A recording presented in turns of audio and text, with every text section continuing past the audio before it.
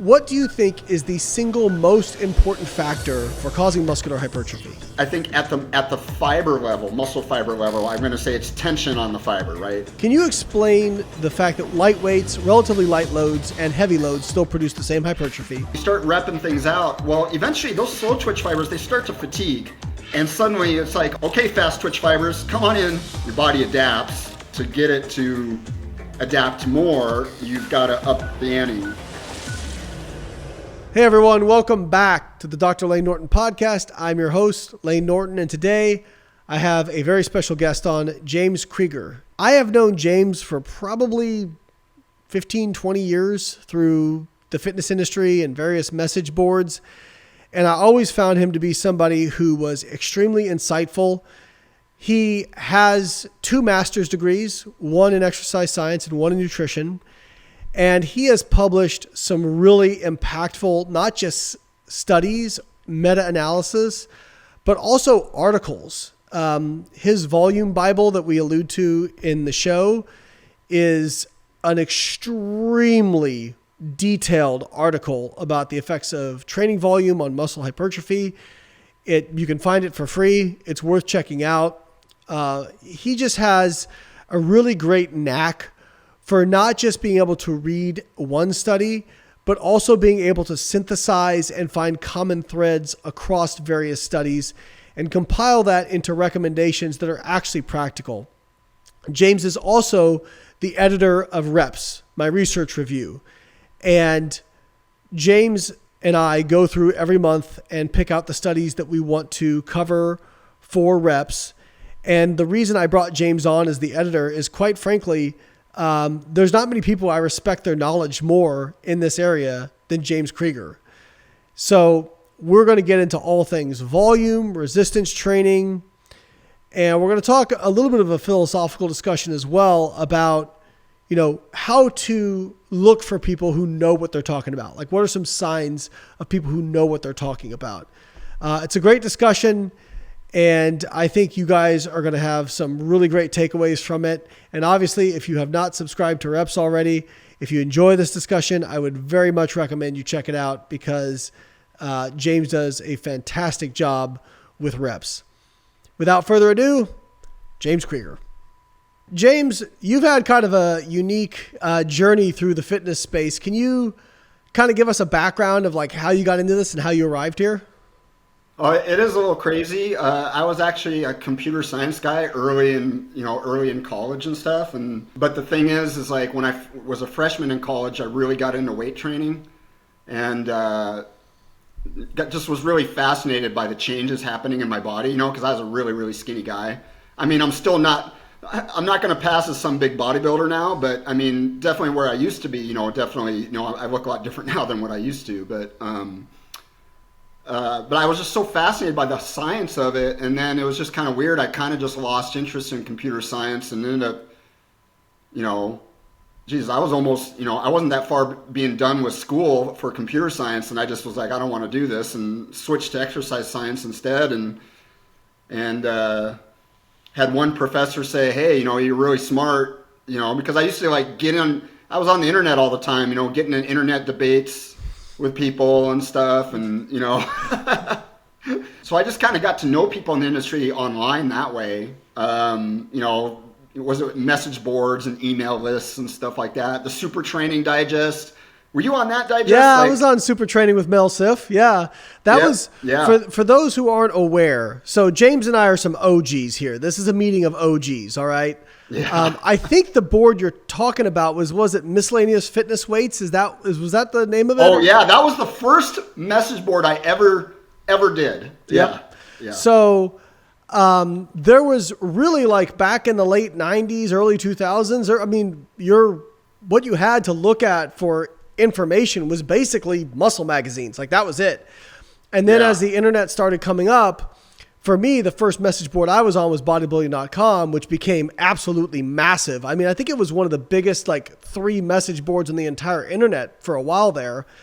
And James was on a board called Miscellaneous Fitness Weights. I think I was on there just a little bit, but I was really putting in my time at bodybuilding.com. But then I was on Super Training with Mel Siff. And honestly, Super Training, like looking back, they got some stuff wrong, but it was about as evidence-based as you could get for that time period with the information they had. And Mel Siff, I think he was an Olympic weightlifting coach for South Africa. Is that right? Yep. And I actually met him. I met him in person one time. Wow. Yeah. And his book, Super Training, I mean, still to this day, I think it's a good book, you know? Yeah. And yeah, so that was one of the first like evidence-based online fitness message boards where you could actually get like and talk to people who were pretty legit. I mean, the research on muscular hypertrophy, which we're going to get here in a little bit, but people just don't understand. Back at that time, the research that existed was so rudimentary, and there was so little out there. Like, and we were basically trying to like take endurance exercise research and approximate what might happen with resistance training based on the evidence from endurance training coupled with what we've observed with people who are huge, essentially. Yeah. So yeah, you and I go way back. And I mean, one of the reasons I wanted you to be the reps editor for my research review was because, you know, I've just been really impressed with how you synthesize information. And, you know, I talk to people a lot about this. I think it's really tough for the average person out there to know who to listen to because, I mean, and you've experienced this.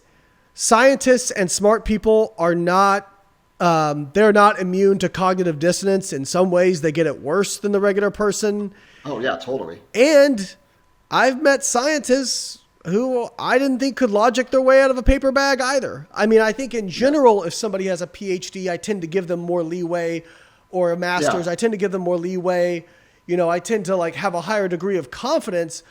But I think what a lot of people really want is they want to be like, okay, this credential or this person or this, you know, class they've taken, I don't have to, I can turn my brain off and just listen to them. And I'm afraid, ladies and gents, that's just not a realistic expectation because we all have our own personal beliefs, our own personal biases. I think good evidence-based people like you, myself, Brad Schoenfeld, Brett, Alan, you know, we'll admit our biases, we'll put them out there, and we'll also be willing to make a devil's advocate argument for things, but we'll tell you why we think our opinion is correct. But the reality is, like, no one's free from bias, and so you always got to understand that, like, that's a possibility. Well, I also think it's important to point out, like, does this person change their mind in the face of new evidence? I think that's a really big one. I've seen you change your mind. I've changed my mind a number of times on things.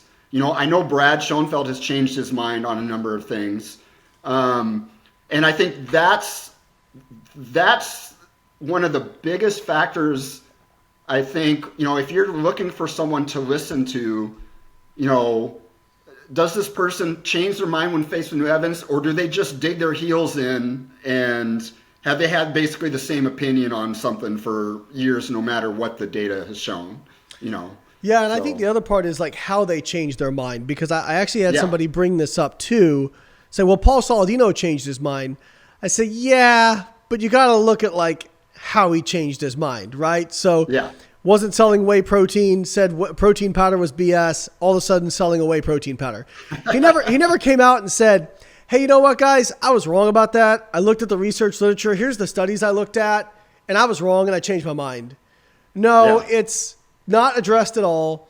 And then in the case when he was full carnivore and changed over to more like now, he had a video showing his fridge the other day where like there's mostly plants in his fridge. Like it's a lot of fruits, some like a lot of plant food in there, and even like fruit juice, which I found interesting.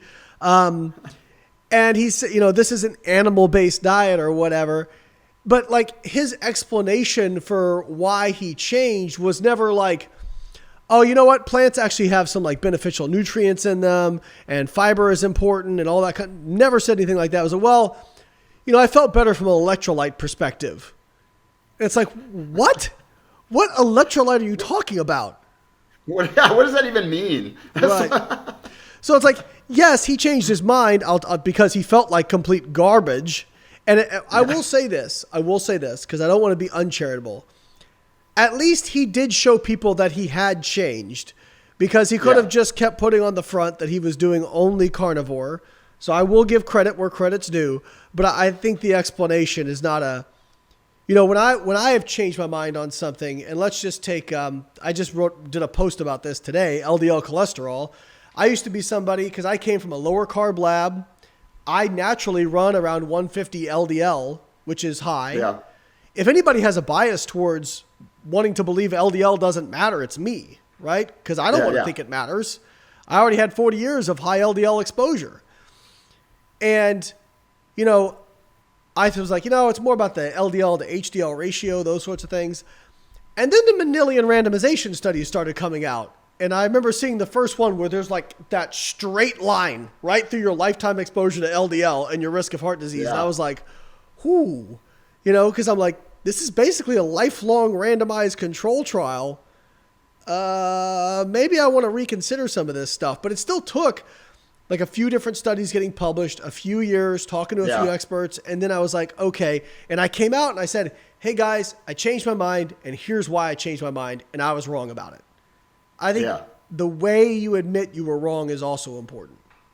Well, yeah, it's the same way with me with, and obviously Brad Schoenfeld, the belief used to be, if you wanted to gain size, you had to keep your reps low to moderate, right? If you started doing reps of 20 to 30, you're just building muscle endurance. You're not going to build any muscle, and then there was a few studies that came out that showed equivalent hypertrophy for people that were doing sets of 20 to 30 reps to failure. But at the time, I remember thinking, and I know Brad thought this too, well, these were untrained subjects. Untrained subjects will respond to anything, whatever. And then I think it was Brad himself said, you know what, I'm going to try to replicate this in trained people and see what happens. And lo and behold, same thing happened in trained people. And then ever since then, there's been more and more data, that's come out. And so now that's one of the things I changed my mind on is like, look, there's actually a pretty wide hypertrophy rep range, as long as you're pushing each set pretty hard, so that was just another example. I mean, that is kind of and we're going to talk about this here in a few minutes, but I think that's kind of the unifier, I guess if I had a unifying theory of hypertrophy, right? It's train really hard. Because we saw this in the anecdote. You've got guys who would do higher reps, lower weight, focus on the burn, but would build really impressive physiques. And then you had guys like Ronnie Coleman doing doubles with 800 pounds, who obviously lightweight, baby. Yeah, lightweight, baby. What did I see? I saw a meme one time that was like something like, what women think men want, and then it's what men really want. It's Ronnie Coleman going, boo, lightweight.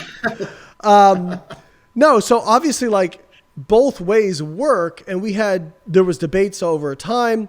And it's funny you bring this up because I talked about this with Stu Phillips and with Brad, because this was I think it was on a Facebook post of Stu's, who he had done the original, research, and Brad went on and kind of, he admitted he was kind of chesty about it, was like, this is untrained subjects. You can't tell me that, heavy training doesn't build more muscle. I'm going to repeat this study. And he did, and he found something different, and he changed his mind. And I think also there's a lot of humility in like you put it out there, what you think it's going to be, whatever your hypothesis is. And then when you get your data back, you got to go, oh man. I remember this happening for my first study I did looking at the duration of muscle protein synthesis. And I don't want to get into the details of it, but essentially at the end of it, I went, man, I'm eating every 2 hours. And it looks like this doesn't actually matter, that I could get away with less frequent meals. And actually, in that process, I kept rerunning the plasma amino acid data. I must have run it like 3-4 times because I'm like, this doesn't make sense based on what I know and what my hypothesis is. And I remember sitting in front of Dr. Lehman and him going, why are we not done with this study? And I was like, well, I just got to run the plasma data one more time. It's wrong.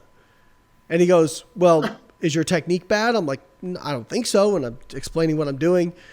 Well, what about your standard error? I'm like, no, that's good. And he goes, well, it sounds like you're trying to get the data to fit your conclusion. And what you need to do is change your conclusion to fit the data. Yeah. Yep. And it was like, Oh man. But it changed the way I ate, which I think is cool. Yeah. Like my PhD actually changed the way I ate.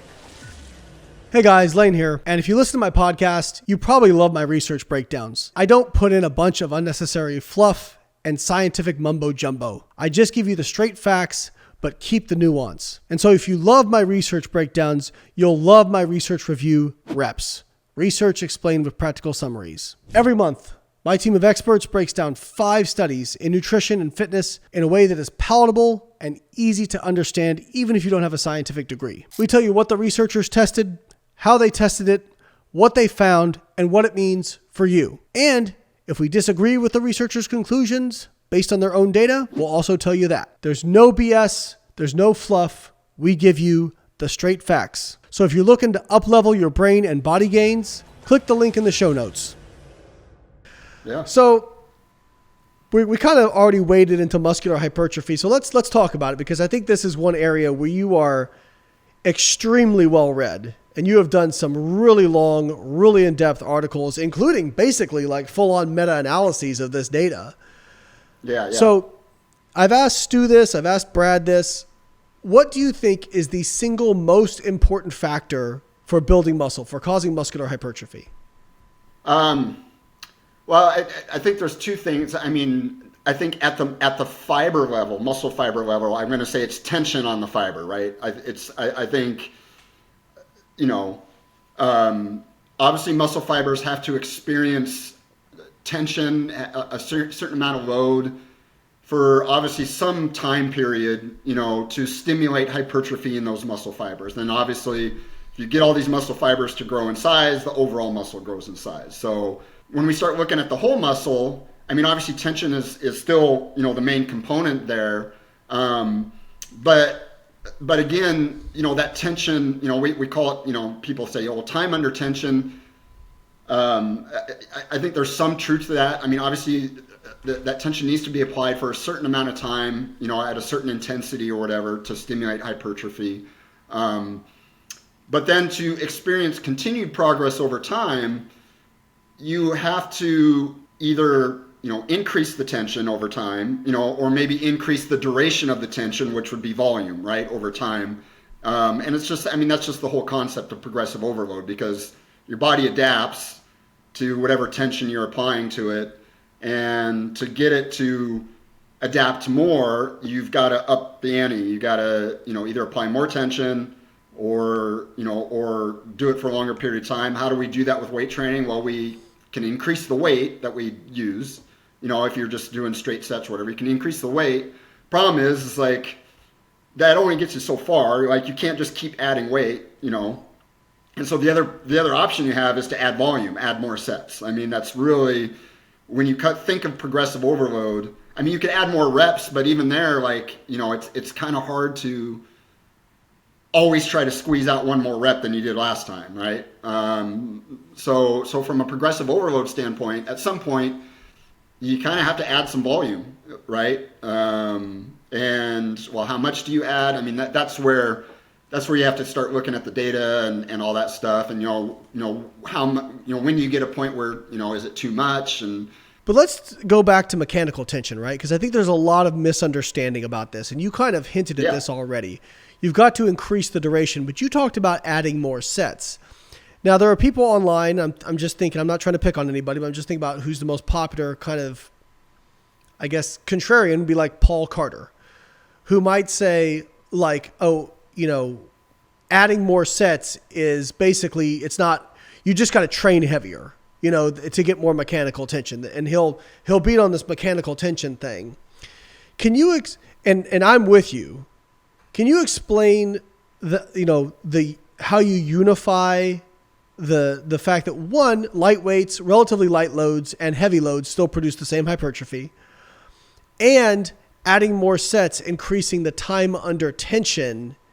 Does that mean that tension, mechanical tension, is actually cumulative throughout a workout, like throughout sets and over time? Yeah. So for the first question is like, well, how do we reconcile training heavy weights and light weights? And so we have to think about how muscle fibers are recruited. And when we think how muscle fibers are recruited, there are two ways you can increase muscle fiber recruitment. You either increase the load, or you basically train to fatigue or to failure. And so, for example, let's just say, the thing is like the reason, low to moderate reps work well is because pretty much you're close to recruiting pretty much all your muscle fibers from the first rep. Even a set of 6 or 7 reps, you're pretty much recruiting all the fibers from the first rep. So obviously you're creating tension on enough muscle fibers where you eventually cause the muscle to grow. Now let's switch to a lightweight. When you do light weights, well, you don't need to recruit all your muscle fibers from the first rep. I mean, if you're doing a set of 30, that first 10 or 15 reps, I mean, it's easy, right? It's pretty easy. So, but now what you're doing is you're using fatigue to get more muscle fiber recruitment. So what happens when you're doing a lightweight is your slower twitch muscle fibers will be the first thing to, because you don't really need to involve your fast twitch fibers because the weight is so light. And so, you start repping things out. Well, eventually those slow twitch fibers, they start to fatigue. And suddenly it's like, okay, well, we can't handle this load anymore on our own. Okay, fast twitch fibers, come on in, help us out here, right? Help us out. And so by the time you hit failure with that lightweight set, you've actually caused tension on all those muscle fibers, just as if you had done a more moderate load. It didn't happen from the very first rep. Sorry, James, to butt in. I think, this isn't a perfect analogy, but it's kind of like the whole pre-exhaust, right? Like if you do, say, a chest fly before a bench press, you'll use less weight on the bench press, but it's because you have pre-exhausted your pectoral fibers. So now you can still get a similar amount of tension, even though the weight is less, because those fibers are pre-fatigued. And so now your body has to recruit, because the Heinemann principle says that essentially, and you alluded to this, you're going to recruit fiber types from slowest or smallest to largest. And it's probably an energetics thing, which is the larger fibers require more energy to recruit. So your body's always going to try and, skew towards the lower amount of energy it needs to expend. Yep. But it sounds like what you're saying is like, okay, as you do more and more reps, as those smaller fibers become fatigued, they're not contributing as much to the contraction of that muscle. Now you have to recruit more of those larger fibers. And what happens is, as you get closer to failure, the tension on those large fibers ends up being about the same as long as you're taking them close to failure. Is that what you're saying? Yeah. Yep. Yeah, exactly. So when you look at it, so when we think of tension, you have to think of tension at the individual muscle fiber level, not the whole muscle. Like obviously a lighter weight, there's less tension on the overall muscle, but the individual muscle fiber, when you start using fatigue as, when those slow twitch fibers get fatigued, those fast twitch fibers, they're actually experiencing a lot of tension, as you get close to failure, even though it's a lighter weight. And so that's why you can get similar hypertrophy even if you're taking sets of 20 to 30 reps to failure.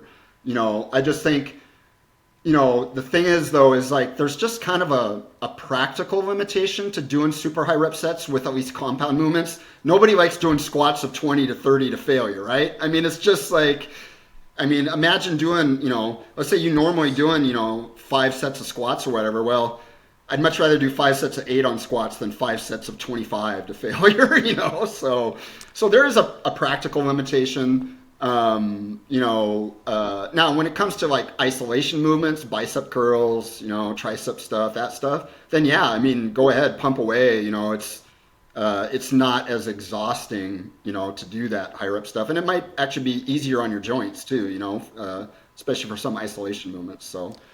Which is good news, I think, for people. It gives you flexibility in your training. Yeah, and I think while on a mechanistic level, I think there was actually a study that just came out looking at compound movements of high-low versus low reps, and they showed, similar hypertrophy, but actually systemic fatigue was higher with high reps. So, and I will say, as somebody who has done like at my strength level to do like 20 plus rep squats, I'm looking at like 400 pounds. And absolute poundage does matter because there's actually an oxygen cost consumption to that. So 20 reps at say a 60% of a 1RM for me is not the same as 20 reps for 60% of a 1RM where the person's 1RM is 200 pounds. Like they are very different things. And I can tell you, if I did one set of 20 reps like that, I mean, I'd be done. I'd be done for the rest of the world. And quite frankly, my lungs would give out before I would reach muscular fatigue. Like I just wouldn't be able to suck enough oxygen to do another rep.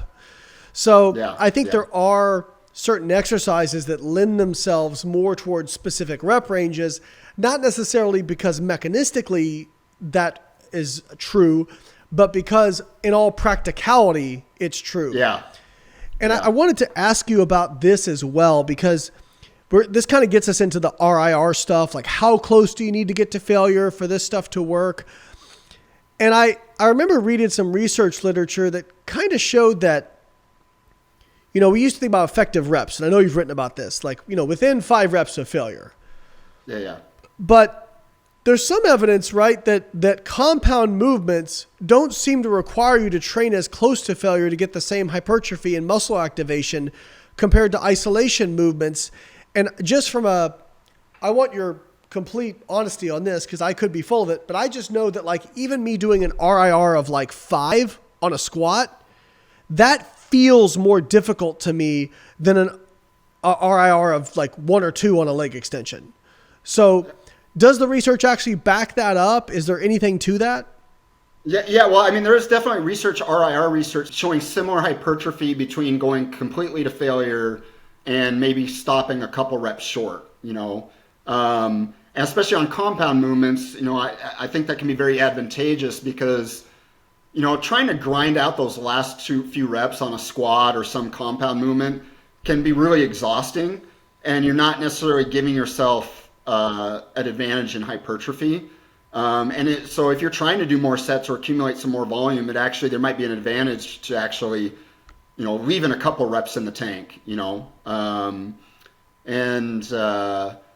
You know, I mean, there's also like research on looking at velocity loss and things like that. The thing is, most people don't have the tools to measure the velocity of their reps, right? Sure.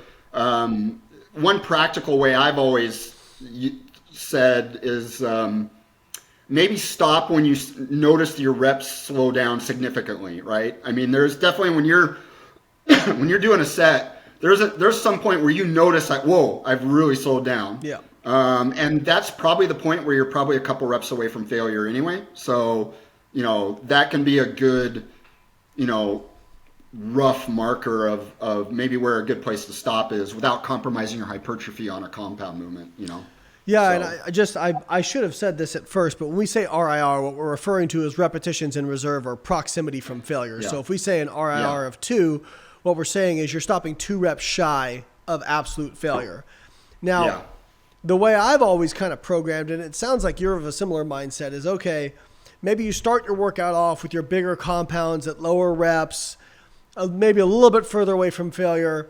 And then if you want to go higher reps for your isolation movements and push that a little bit closer to failure, since it's less overall fatigue, that might be more beneficial. And what I tell people is, hey, if you do want to go to failure, okay, well, save it for your last set or 2 of an isolation movement at the end of your workout. So now you're not negatively impacting everything after that. Because again, in my experience, if I do a set of a compound, even if it's like a machine, like a leg extension, I mean, I'm pretty blown out for the rest of the workout, to be quite honest. I mean, I can do a few sets, and I've done that, but the quality of my workouts really declined. Whereas if I stop, 2 reps shy of failure, it's still hard, but I can do a much better job of maintaining my work output over time. Yeah. No, I totally agree with you. And I also think, too, there's an advantage to that approach. Just from, when you get to isolation movements, when you start training heavy on isolation movements, it's kind of hard on your joints, right? It's like, a real heavy leg extension can be kind of tough on your knees and stuff, so it's like, so I think there's also an advantage to saving those higher reps for isolation movements, just from maybe avoiding injury and that type of perspective. So. Yeah, and again, if we look at high rep squats, high rep hack squats, high rep leg press, just the amount of oxygen you have to consume to get through those versus, a leg extension, a leg curl, you can do higher reps and you're not going to be out of breath. The muscle will burn and you will feel it, but you're probably not going to be limited by your, basically oxygen sucking capacity like you would be on some of these compound movements. Oh yeah, and I think that gets to also the reason why. So obviously, there's some research out there that shows when you take really short rests on compound movements, at least, it actually may compromise hypertrophy, and you have to do more sets to make up for it, right? So like if I do 5 sets of squats with 1 minute rest versus 5 sets of squats with 3 minute rest, the research shows I'll get better hypertrophy with the 3 minute rest. To get equivalent hypertrophy with the 1 minute rest, I got to do more sets of squats. Maybe I got to do 7 sets or 8 sets or whatever. And again, no one has been able to establish what the mechanism is, but my hypothesized mechanism has been for a while now that when you do those compound movements with short rests, it places a tremendous stress on your cardiovascular system, which may limit your central drive to recruit muscle fibers. And now that's not a problem if you're doing high rep bicep curls, because it's not like you can take a minute rest and you're ready to go again, right? Yep. Like it's not that big of a deal. But you do a set of 8 to 10 to failure on squats. 1 minute later, you're not ready to go again. Like you're still huffing and puffing and So I think that gets to that why the short rests, at least with compound movements, can be problematic. Absolutely, and I think again, people want like this clear-cut guideline. Okay, do this many sets for a body part, this much rest, whatnot. And the reality is, like, this stuff probably depends on a lot of things, right? Like you were saying, totally. If I'm doing calf raises, I mean, I can probably rest 45 seconds or a minute, and it's not going to negatively impact my ability to do the next set, right? Yeah. But if I'm doing something like a barbell squat, I mean, I can tell you if I do a barbell squat to close to failure, I mean, for me to really be like focused and ready to crush it again, I mean, it's 5 minutes at least just for my heart rate to come back down, to be quite honest. I mean, I've done sets of squats where, if I'm doing like a set of 5 or 6, even a heavy set of 5 or 6, I mean, my heart rate will hit 180 plus, which is supposed to be beyond my theoretical max, so it's just to get that back down to where I can focus and try to do another set. It takes a long time. So I think the point is you can rest short periods of time and you can get similar hypertrophy, but you probably got to do more sets because you're being limited in how much weight you can use in your performance. If you rest longer, at least based on the research, each set appears to be more anabolic. And what I would tell people is like, just rest if time is not a limiting factor, just rest as long as you need to feel like you're ready to go for the next set. Yeah. And your subjective feeling of how ready you are is probably fine. Yeah. I mean, even if we're looking at like subjective, like sleep scores or subjective recovery, those markers actually tend to be better than anything your watch tells you. So like how you feel is actually pretty valid when it comes to training based on the research. Yeah. I mean, I just think, I always like to emphasize the thing I like about that is the flexibility it gives you. I think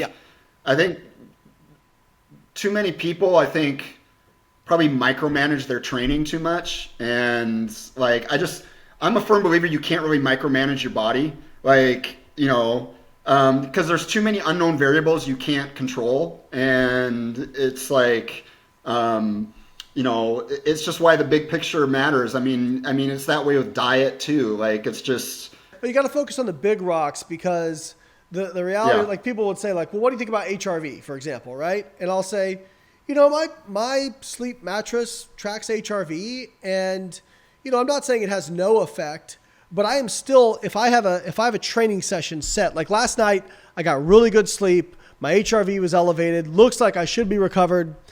Went in the gym, started warming up on squats, and I'm looking at my velocity data on squats and also how I subjectively feel. And I'm like, yeah, I don't have it today. Like I don't have it today. Right. So I actually canceled the squat session, did something else because I'm like, well, I'll try again tomorrow.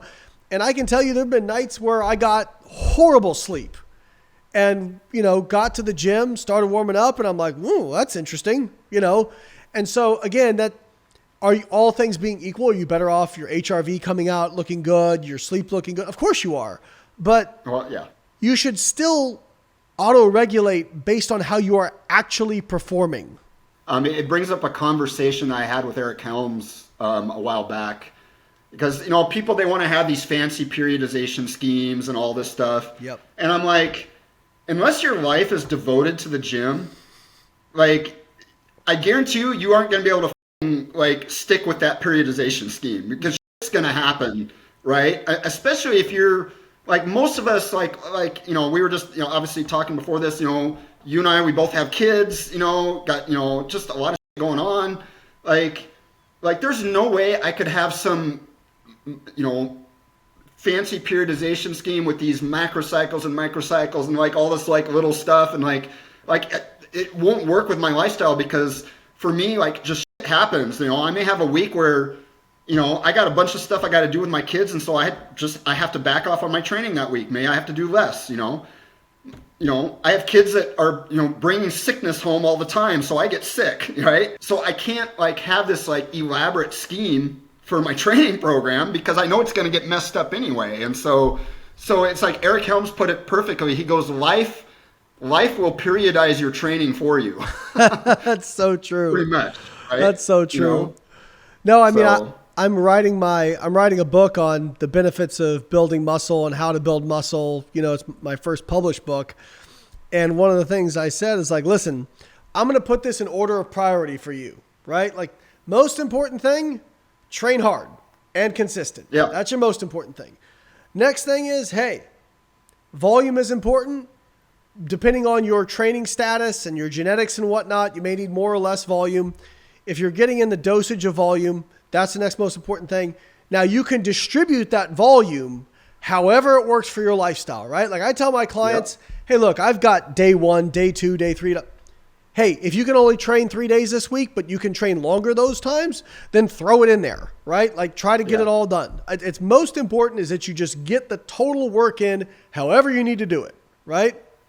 And now if you have the flexibility, like I said, I walking in the gym today, started squatting, supposed to hit a heavy single, just not feeling it. Looked at the velocity data, go, yep, not there today. So, okay, I'll try again tomorrow, right? And we'll see how it goes. And there's nothing wrong with that. That is evidence-based training right there.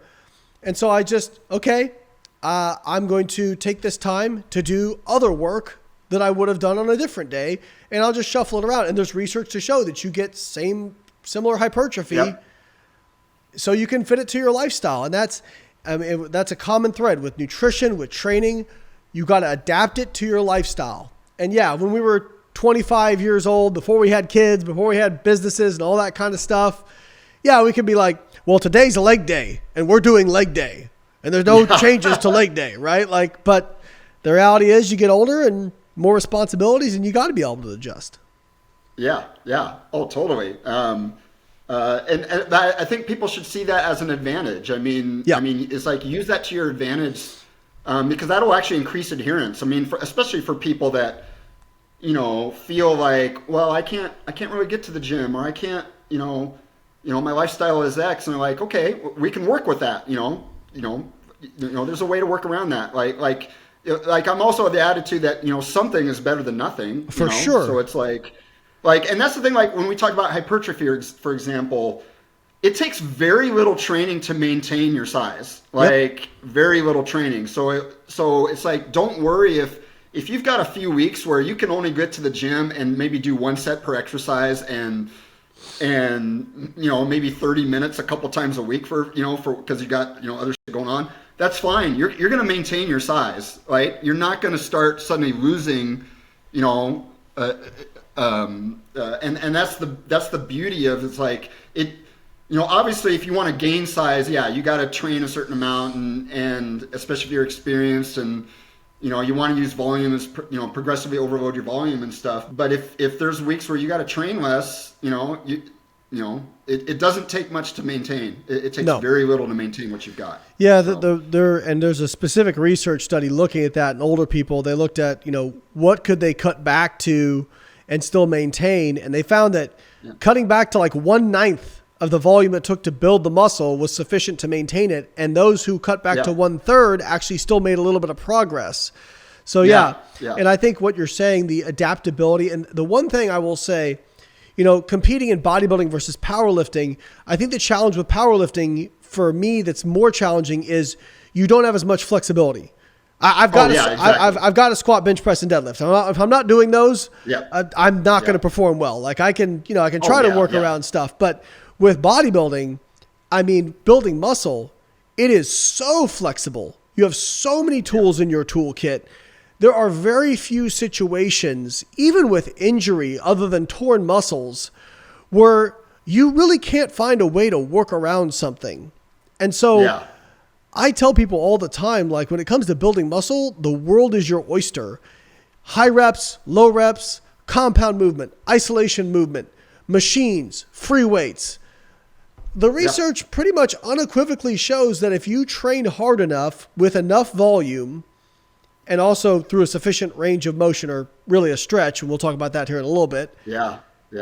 You'll build enough muscle. But I think the unifying thing to come back to is people do this all the time, James. They'll say, Lane, look at this IFBB pro. Look at how they train. And that's not evidence-based. How they build so much muscle. And some people will write it off to steroids, but the reality is all those guys are on steroids. And so they still, by all means, and they all have good genetics. So the reality is they still built muscle doing whatever they're doing. And I'll tell people, I'm like, well, he trained really hard for 20 years. Like what's the longest period of time that you have trained consistently really hard? And when the person's being honest, it's like a few months. You know what I mean? Yeah. And so I was having this discussion with a kid in the gym the other day because I actually pulled my all-time best deadlift in my entire life of 730. This kid comes up to me and he's asking me questions and he's like, man, that's just so crazy. And I'm like, well, I'm like, how old are you? He's like, I'm 22. I'm like, oh, I'm like, when I was your age, I couldn't even deadlift 500 pounds. I'm like, don't feel bad. I've been doing this 25 years. I'm pretty good at it, And he's like, how old are you? I'm like, I'm almost 44. He's like, what? But the point I made to him is like, hey, don't get hung up on what routine to do or what body part to put on what day.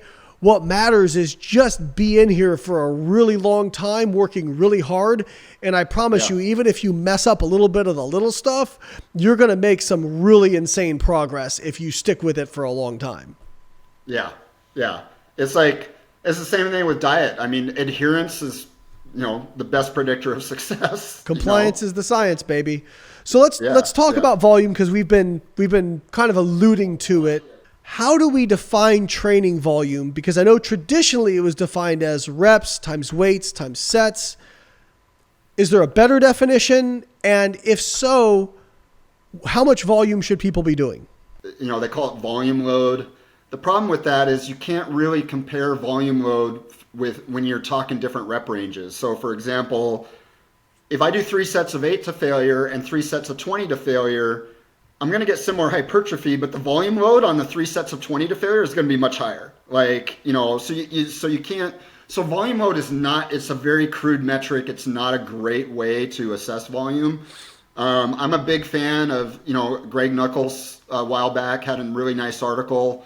I think a really good way to assess volume is just the number of hard sets you're doing for a particular body part. I think that's probably one of the best ways to quantify volume when it comes to muscle hypertrophy. And that way we can compare the high reps to low reps, right? We know that 3 hard sets of 8 will give you similar hypertrophy to 3 hard sets of 20, right? Yep. The common denominator there is it's 3 hard sets in each case, right? Yep. So, You can look at it per workout. You can look at it per week. It's like your body. It's not like your body knows what a week is, right? But like when we think of any arbitrary time frame, in the research we tend to look at weekly volume because that way, we can make adjustments for frequency and stuff like that. As long as the weekly volume is the same, frequency isn't that important either. So it's like, so it really just comes down, how many hard sets are you doing per muscle group? That's how we'll quantify volume. And, it's like you and I said, in the early days, there was almost no volume research. I mean, there was almost nothing. It's basically really like, is one set as good as 5 sets? Like that was kind of the volume research.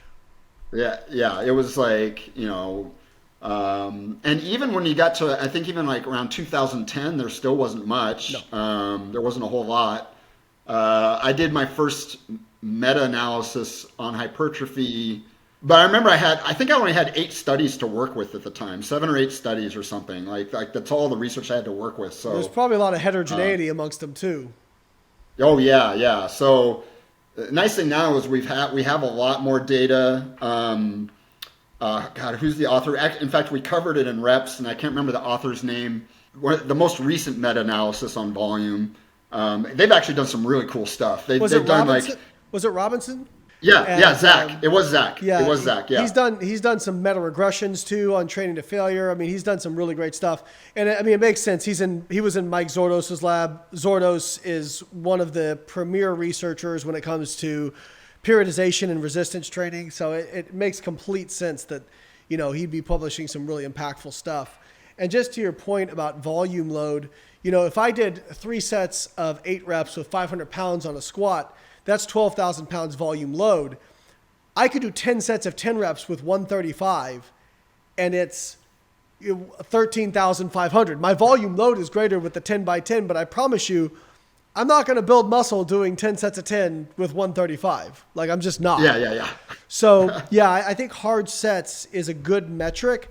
Now, what would you define as a hard set if you had to kind of hazard a guess?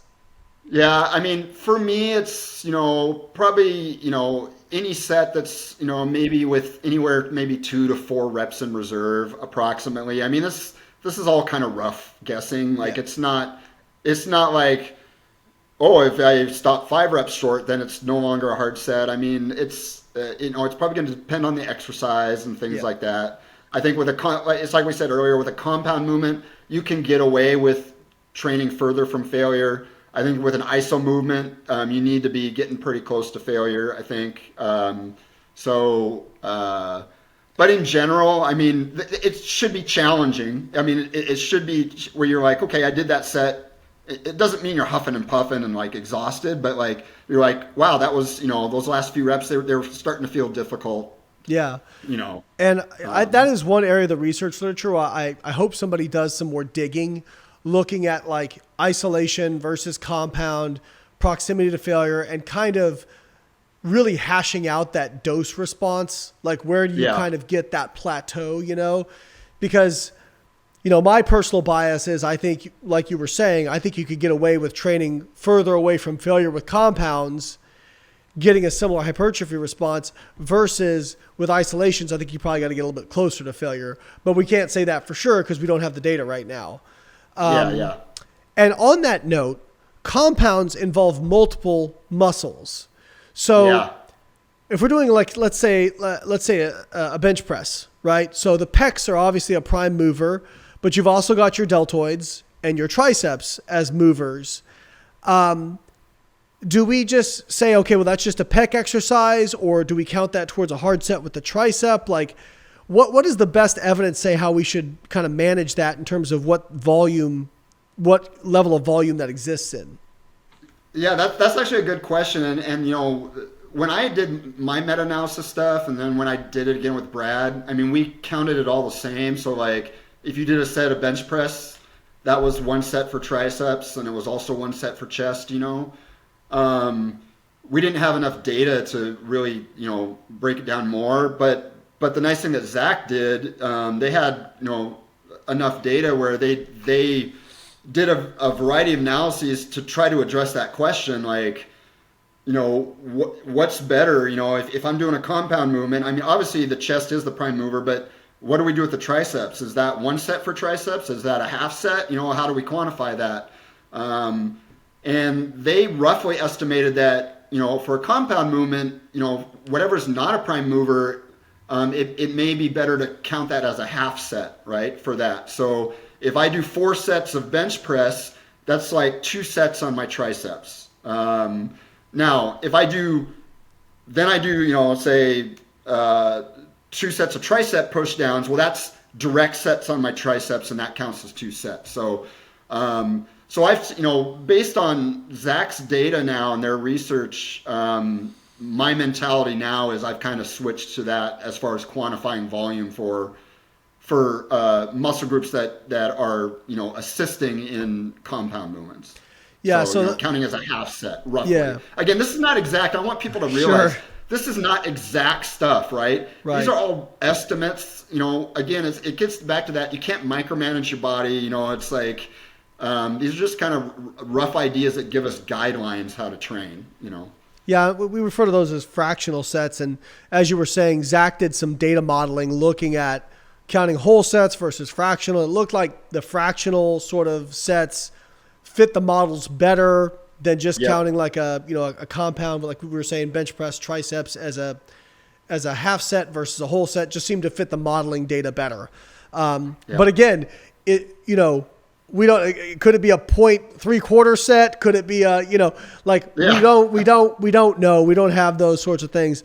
I think and again, I'm sure we're going to get into this much more in depth, but the reality is if you are plateaued and it's an actual plateau, it doesn't really matter what your it doesn't really matter what volume you think you need. What you need is more than what you are doing currently. Regardless of these fractional sets, whole sets, whatever. Now let's talk about your meta-analysis, because the big article you did, I can't remember the title. I think it was like the Ultimate Guide to Hypertrophy. It was like the volume Bible. Yes, it's still on my Weightology site.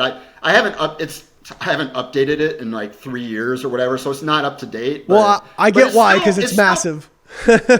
Yeah, it still is mostly true. It's just, I mean, it needs to be updated with Zach's data and all that stuff. It's so big, it's just hard to keep it updated. But but that's my volume Bible. Yeah. So first of all, what did you find in terms of what seems to elucidate the most hypertrophy with volume? Is there a cap to it on a per week basis? Like, what do we know right now? I will say right now, we don't know if there is any sort of cap. We do know that there is diminishing returns. I mean, there definitely is diminishing returns. And in fact, we just did an article in Reps, I don't know, maybe 3 months ago. I don't remember exactly, 3 or 4 months ago. There was a study, it was a within subject study design, if I recall correctly. And basically they had, I don't know if it was leg extensions or I don't remember the details. But basically one leg did double the volume of the other leg, basically. And basically what they found after analyzing the data, I think they compared 8 sets per muscle group versus 16, if I remember correctly. Yeah, that sounds right. What they found was that when they doubled their volume, they maybe got about 30% more hypertrophy on average. Now, there was quite a bit of individual variability there, which there always is. But on average, so that's the thing. You double your volume, you're not going to double your hypertrophy, right? Right. I mean, that's what we mean by diminishing returns. You go from 8 sets to 16 sets. In this study, it was 30% more hypertrophy. If you went from 16 to 32, it might be 15% more hypertrophy, right, or 10% more, right? At some point, like it will plateau off. But we can't say, oh, it's at 40, that's where it plateaus off. Or it's like, we know even from Zach's data that eventually plateaus off, but we can't say exactly where. One of the reasons why we don't have enough studies using like really high volumes, right? If you really want to create a curve based on observation or based on data, you need enough data with stuff at the top of the curve, right? With the really, really high volumes, and we don't have that. So we have to, make some, mathematical projections and all that stuff. But we do know there's diminishing returns, right? And and obviously there's practical limitations too. You can't just keep adding more and more volume. It's like Sure. you'll be in the gym all day, and then you have probably injury risk and all that stuff. Well, So and I think that, I tend to think a lot of this stuff, because it fits with other things that I've seen, tends to be like an asymptote, right? Where yeah, people hear dose response and they think linear. They think 1-to-1. And that's not what dose response means. Dose response simply means if you add more, you get more. It's not telling you how much more you're getting. yeah. And so I think it's quite likely that there may not be a hard cap to volume, but there's going to be a practical cap, because who can spend, 6-7 hours a day in the gym to keep progressing past a certain point. But it may be that if you add more sets, you do get more volume. You do get more hypertrophy, but at a certain point, the gains are so diminishing and marginal, it's not perceptible to your eye, and probably not perceptible past a certain point to our rudimentary ways that we analyze muscle growth, especially with the heterogeneity amongst people. And to your point, that's why it's so important. Like in reps, we really point out like, hey, this is a within subject design, which there's limitations to that. But one of the biggest things about that is each person is their own control. And that makes, it is not like a doubling of statistical power. It's much more, because you're also reducing the lifestyle bias. You're also reducing genetic bias, because each person is acting as their own control. And so I am very fond of those studies. Now, obviously, when it comes to things like if you're trying to study squats, you can't do it, right? But when it comes to muscular hypertrophy, those within subject designs are so nice, because we do get much cleaner data when it comes to that stuff. And also, the other thing people don't think about is if you're trying to get somebody within a certain proximity of failure, they may be overall bad at estimating, but they're going to be equally bad with both limbs, right? So again, you just control more of those variables that can tend to bias when you're doing a parallel design. And again, just a plug for reps. That's why it's so nice. If you subscribe to reps, you get all this stuff explained to you very simply. Whereas if you're just trying to read this stuff and you don't know research, it can be very confusing. And let's talk about volume. Okay, maybe there's not a cap. And you said frequency doesn't seem to matter, but that seems hard to reconcile, right? Because even in your volume guide, it talks about how, okay, on a per session basis, it looks like anywhere from 6 to 12 sets caps out hypertrophy. So how do we reconcile that with some of the frequency data we observe? Yeah, I think the way we reconcile that is just, I think you get to a point, again, number one, when you look at the volume research or the frequency research, there's very few studies looking at really high intra-session volumes, right, per body part, right? And I just think, when your volume in one session gets so high, again, I think you get a practical limitation. You just fatigue, right? I mean, you're doing so many sets with, say a couple minute rest, or, even 3 minute rest or whatever. At some point, I just think your performance probably drops off so much that there's likely a benefit to start to split up the frequency a little bit. Now, I did some meta on frequency, and it seemed that maybe a couple days a week was probably a little better than 1 day a week on a volume equated basis. It wasn't like a huge thing. I think Zach looked at this too, and now I don't recall off the top of my head what he found. I think he found a little bit that, having a frequency of at least 2 days per week was a little bit better than one. It's not that one, the whole bro split of one body part per day. It's not that doesn't work, but it does seem to be having a little bit more frequency is probably better. But once you get to 2 days per week, 2 versus 3 versus 4 probably doesn't really matter. It seemed to make a bigger difference for strength than it did hypertrophy, the frequency. Oh yeah, big time. And when you think of that from like a neural learning perspective and all that stuff, I mean, it makes sense why frequency would be more important for strength than it would be for hypertrophy. Yeah, absolutely. I mean, you're just, it's like if you're a baseball player, if you're a pitcher, I mean, you're pitching pretty much every day unless you're recovering from a really, long throwing session. But even on their off days, they're probably still throwing, but just way less intensity, right? If you're a basketball player, you're shooting hoops every day, right? Like there is a certain practice component to it where, okay, maybe you're not doing enough to elucidate, muscular adaptations, but you are still practicing the movement, which makes you better at the movement. Yeah, definitely. So, I think I'm going to give you my opinion. You can tell me how aligned we are on this. I think we're probably pretty close, which is there's not really many studies that look at, okay, per session, let's get people on the other side of this volume cap. Let's get them above, 12 sets for a body part per workout. Now let's try spreading it out and seeing if it makes a difference. The most of the research out there is looking at, okay, they're doing 12 sets per week for a body part. We're looking at, okay, one does all 12 in a single workout. Another does 2 days of 6. Another does 3 days of 4, right? Well, the research suggests you're probably not going to find really much difference because, the cap isn't until, somewhere, I mean, we don't really know, but based on protein synthetic data and some hypertrophy data, we think it's around 10 sets-ish. Yeah. Well, in an 8-week study, are you really going to be able to pick out differences in muscular hypertrophy? It's going to be pretty tough, Yeah. That's the other thing. It's like, I mean, we are limited by the tools we have and the sample sizes we have. So it's like, I mean, most resistance training studies are pretty small sample sizes.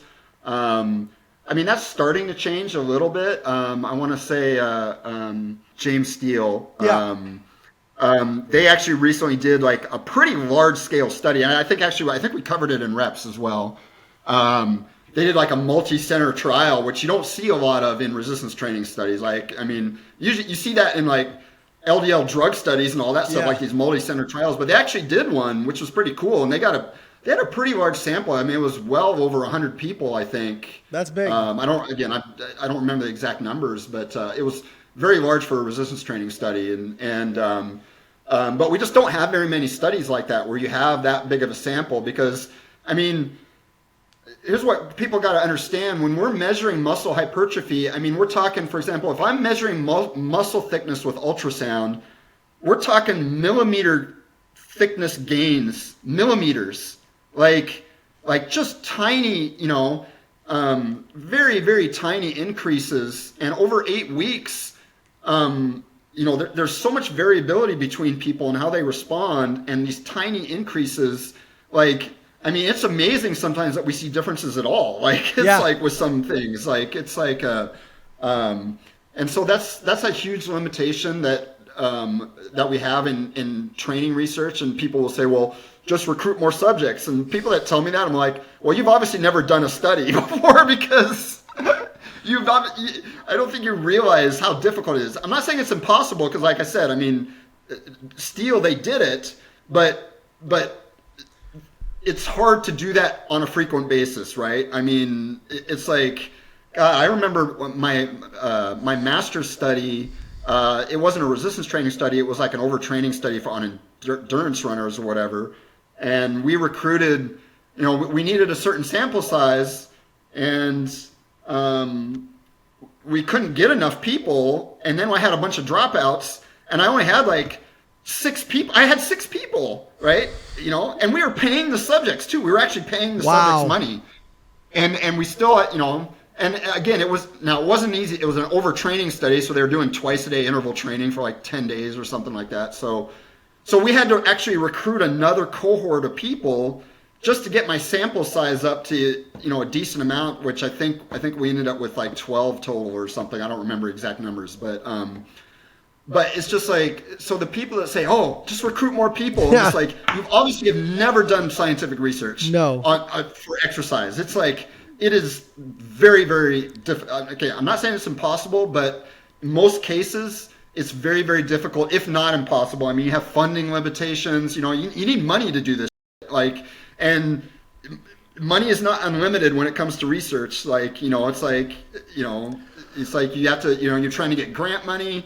And, a lot of times you won't get the grant money you want. Yep. A certain lab only has so much money to work with. And then you got to pay the grad students, their stipends, and like it's way more complicated than people think it is. Yeah, well, I mean, my favorite is when people say, "Well, why didn't they do it in bodybuilders, like elite bodybuilders?" And I go, because they would be horrible test subjects. Because as soon as they randomized a bodybuilder to a low volume group, they're dropping out. They're like, "Peace, I'm out." Yeah. Nobody. Yeah. I think people have this idea that research subjects for studies are just this separate group of individuals. Maybe they've been cloned somewhere, and all they do is just sit around twiddling their thumbs, waiting for researchers to say, "Hey, let's study you." And they go, "Great. I wasn't doing anything with my life. Go ahead. Poke and prod me as much as you want." And the reality is there are people like you, me, a lot of them are grad students or undergrad students, and they have lives and they have stuff they want to do. And they don't want to come in and get poked and prodded. And they don't want to be told what to eat. And they don't want to be told how to train. And this is why, a lot of people stick with cohort data, because it's just easier. You're just letting people do their thing, and then you're tracking them, right? And you're looking to see if there's differences. Randomized control trials are difficult to do. And when it comes to, that's why we have that Venn diagram in the How to Read Research Guide with reps, which is, okay, if you want long duration with a lot of control, it's going to be really low subject number. If you want high control and high subject number, it's going to be really short duration. If you want long duration, high subject number, it's going to be really low control. And if you want all of those things, it's going to be in rats. And so that's why I did my research in rodents, because they were a good model for muscle protein synthesis. The studies actually tend to translate pretty well between rodents and humans. And I was trying to look at more mechanistic stuff, and I just wanted to see, is there a mechanism there? Does it actually work? I'll worry about the human stuff later, right? But I think people have a hard time digesting and understanding that. And the answers to your questions are, why didn't this study do X, are in every single case, money, money, and money. So if you would like to donate to Exercise Science Research, we would love to have you, And again, that's one of the reasons I respect like Brett Contreras and Menno Henselman so much, because they put their money where their mouth is. They have actually funded like tens of thousands, if not over hundreds of thousands of dollars in actual research studies. So yeah, I just have a lot of respect for those guys for doing that sort of stuff, because they care about the research literature. And that's why meta-analyses are so important, because there is disconnect in some of these volume studies, because there are studies that show no differences between higher and lower volumes. And can you speak about that a little bit? Like the studies that don't show differences, what are the major limitations? Is it represented accurately in the research? Like how do we have some of this disconnect?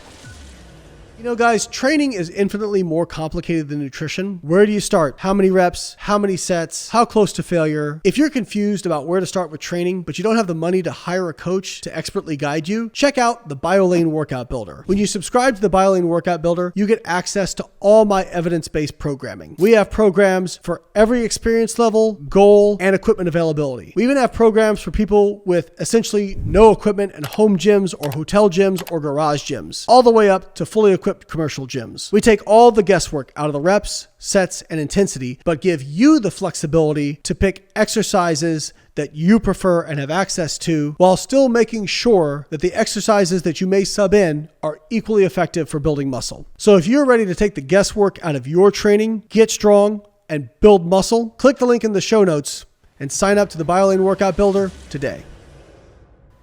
Well, the first thing I want to address is that again, there's a couple things when it comes to resistance training studies. First, most of them have small sample sizes, so you're going to have a lot of variability from one study to the next. The other thing is that the changes that we're measuring are very small. Yep. And so just even if every resistance training study was done exactly the same, let's assume every resistance training study has nearly identical subjects, same number of subjects, same training protocol, the same researchers or whatever, right? Everything's identical. Even in that case, you will have natural variation, and some studies based on random chance will not show differences. Because of the nature of hypertrophy, because it's small changes with high variability, if I take a random sample of all these studies, some are just not going to show a difference. They're just not. And that's doesn't, they could be perfectly done studies. There could be nothing wrong with the studies, and in fact, I wrote an article on my site, and it may even be in my volume Bible. Actually, I think it is in my volume Bible. I think I had a little section there where I did a statistical simulation of, okay, let's say there is a relationship between volume and hypertrophy. And I took, muscle variability data from, resistance training research. I said, okay, well, here's the typical changes that we see. Here's the variability we see. Now I'm going to randomly sample a group of studies from the hypothetical world of studies, right? And I think I randomly generated 5 studies. Of those 5 studies, I think 2 of them showed no response, no difference at all. One of them kind of showed a difference, but statistically it was not significant. And then the other ones did show a statistically significant response.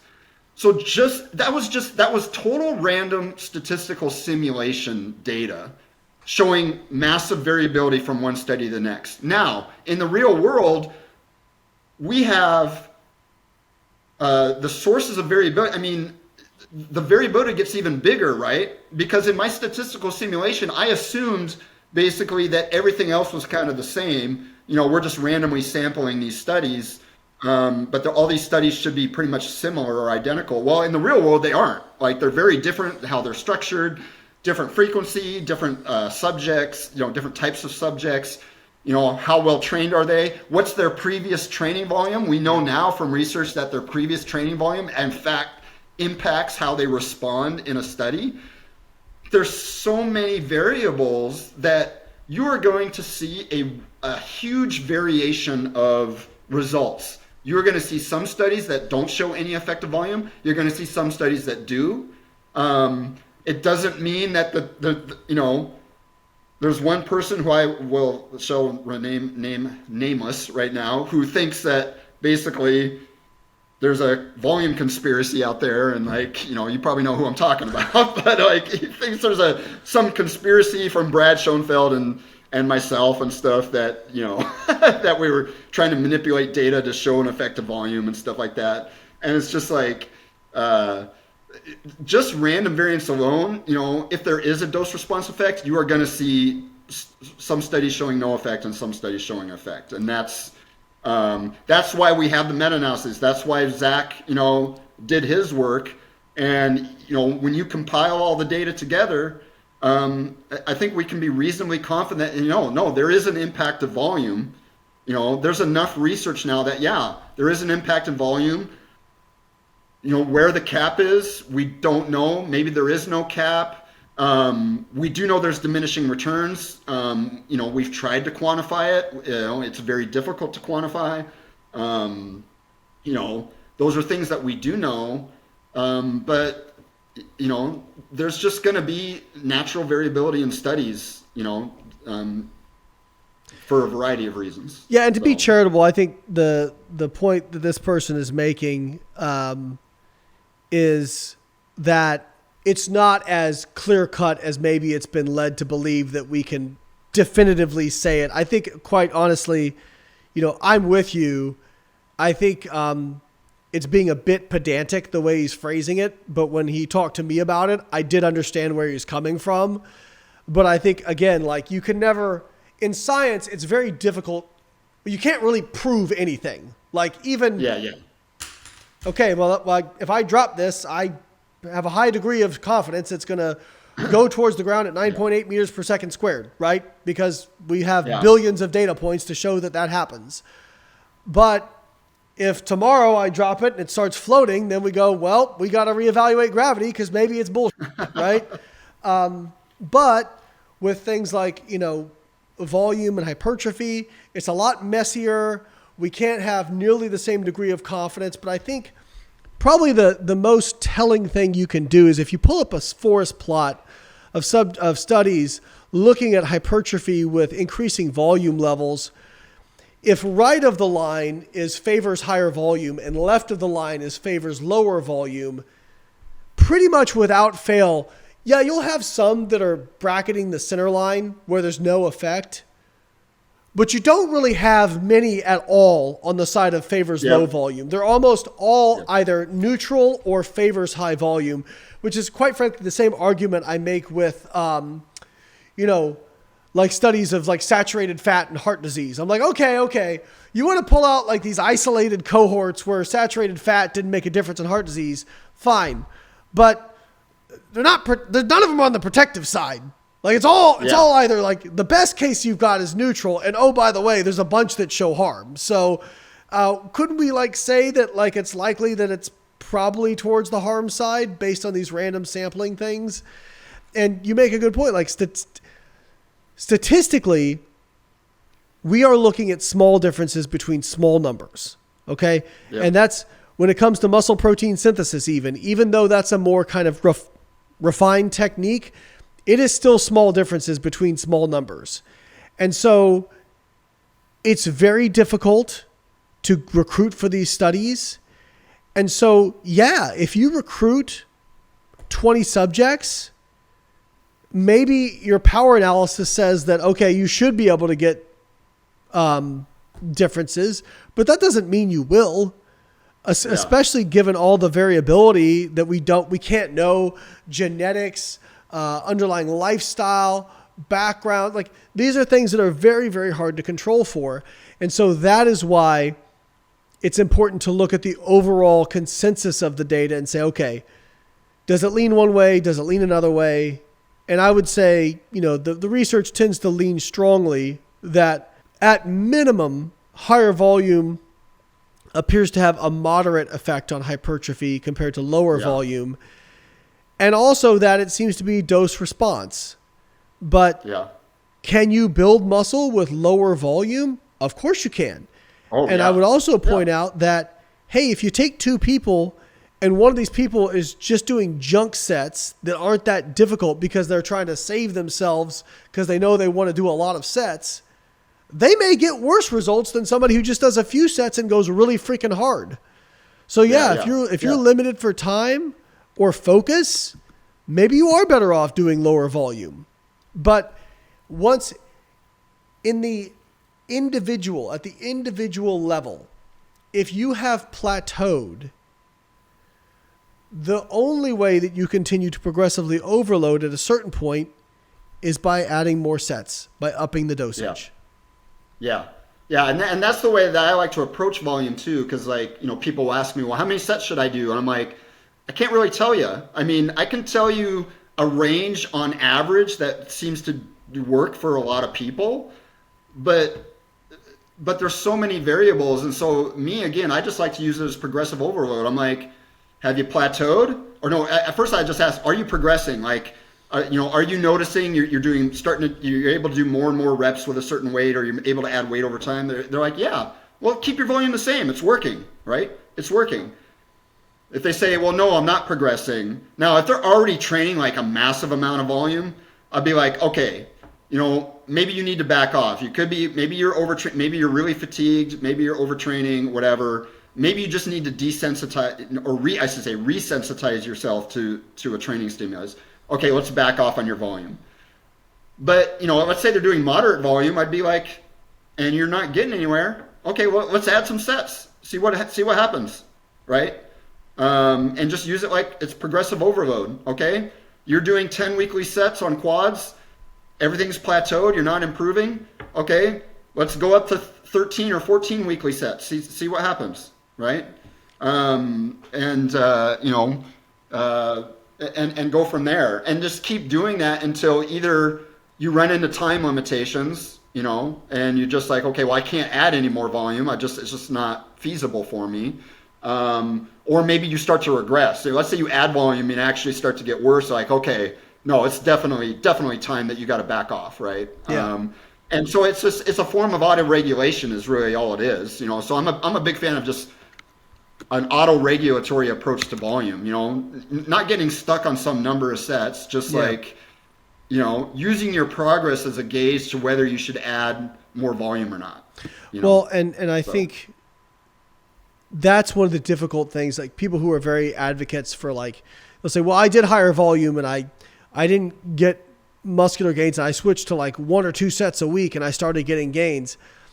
And people say, well, how do you explain that with this research? And I'll say, well, a lot of times the difficulty with this is short-term overreaching can be masking your yep. actual gains, especially because it's Yeah. hard to actually like visually see changes over time. Yeah. What people are looking at is, am I getting stronger? Am I, and I can just, am I doing more reps? And I can just tell you from powerlifting performance, like, I mean, there was a day this past training cycle where I deadlifted 730 pounds. There was a session in there where I barely pulled 640 for a single. Yeah. I was under recovered. I was overreached for that session. It didn't mean that I was regressing. It just meant in that short-term duration, my recovery had not caught up to be able to express what my gains were. Yep. And so, I mean, I could, like a similar kind of comparison would be, well, when I'm getting ready for a meet, as I'm going into that meet, my volume's going up, my intensity is going up. As I get close to that meet, my fitness is going up, my underlying strength is going up, but my fatigue is going to start to mask my ability to express that. And so you're fighting between fitness and fatigue here.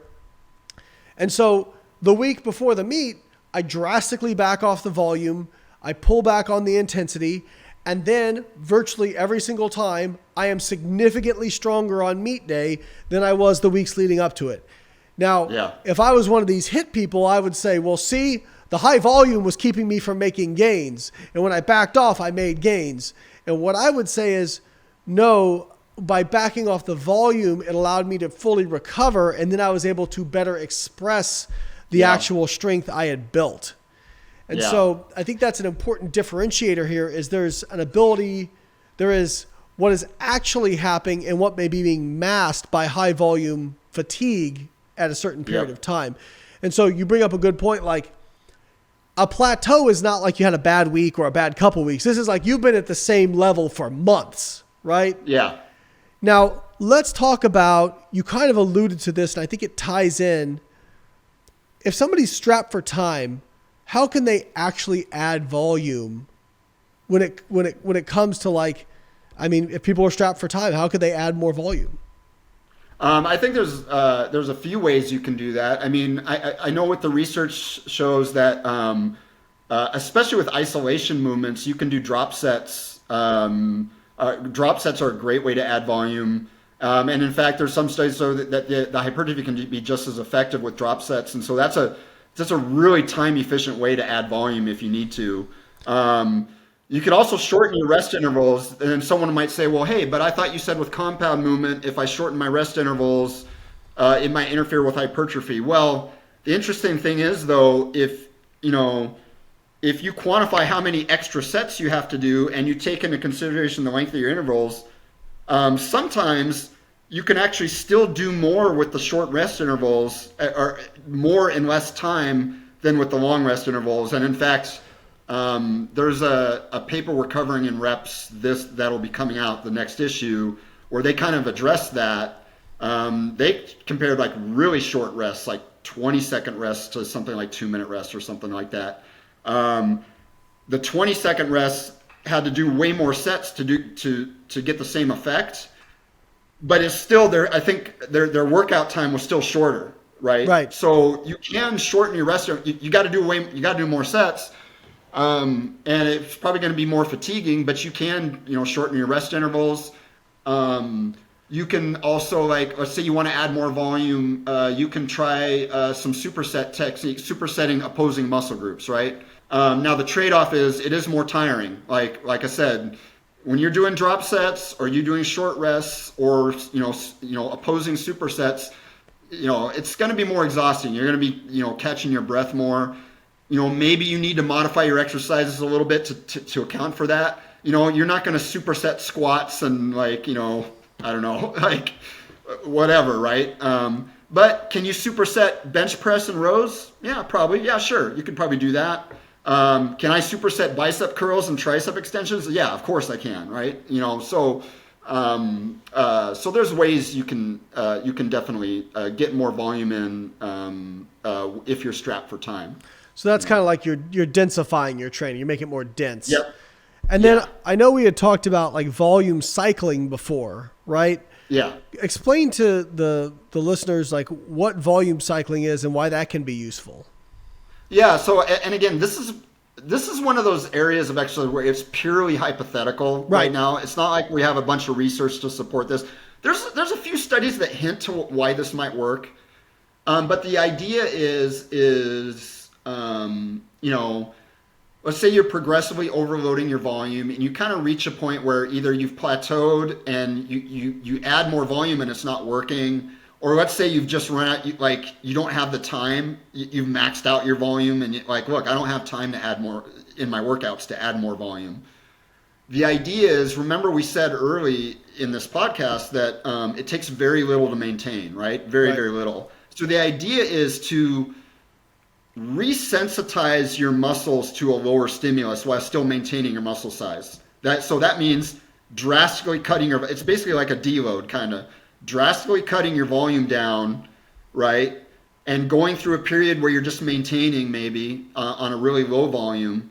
And what that does is hypothetically that will resensitize your muscles to a new progressive volume overload stimulus, right? So you cut down to low volume, you stay at low volume for a period of time, and then you start the whole progression again. You start to add sets over time to try to stimulate that new progress. Like I said, there's really no studies that have directly looked at this, but we do know at least there's some studies to hint why that might work. There was one paper that was done. They had two groups. One just trained continuously. The other group had 2 3-week breaks where they completely stopped training completely. And what they found is when that group restarted training, their rate of progress was faster than the group that was training continuously, to the point where they caught up with the other group. Right. And so what that suggested was they didn't lose a whole lot in the 3 weeks that they had taken off, and they did no training. And when they started training again, they obviously had been resensitized to the training stimulus, and they gained progressively back. So the idea is, okay, well, rather than taking those 3 weeks and not training at all, what if you just drastically reduce the train? You still train, but you just drastically reduce the training stimulus to maintain your gains so you don't lose anything, and then you jump back in and ramp things up again. Again, no one's directly looked at it, but it's at least there's a hypothetical reason why that might work, And and the advantage to this is too, you can take, like, let's say you've only got a certain period of time to train. What you can do is say, okay, for me, let's say I wanted to focus on squats or my quadriceps, right? Okay, I can do 30, 40 sets per week for quadriceps. And now I'm going to take everything else. I'm just going to do a couple sets, right? Yeah. And so now, one, I've freed up the time to do it. I can still hopefully maintain my muscle mass on those other body parts. Also, maybe resensitizing myself at the same time. And my overall recovery bucket, I now have more that I can dedicate to my quadriceps. Because if you're trying to grow everything at the same, obviously when you first start training, no big deal. But once you get to a certain level of training and volume that you require to build more muscle, again, there's no direct evidence looking at this, so we are speaking in hypotheticals, but I think you and I would say we feel relatively good that there's probably something to this, and that is you probably got an overall recovery bucket that your body can tolerate. Yeah. And part of the plateaus you start to reach are just, you're trying to do so much volume for every body part that, okay, you're getting the stimulus, but you're just not able to recover from all of it. And so, okay, your performance starts declining. Even in powerlifting with just 3 lifts, it's really hard for me to make progress in all 3 of them at the same time. It's usually like 1 or 2 are making progress and the other one's kind of staying level, But yeah, like you could focus for a period of time on a certain body part or exercise. Then after a certain period of time, you take that, you peel that back, focus on something else. And I think this is a really good tool for especially advanced people. People have done this for a long time.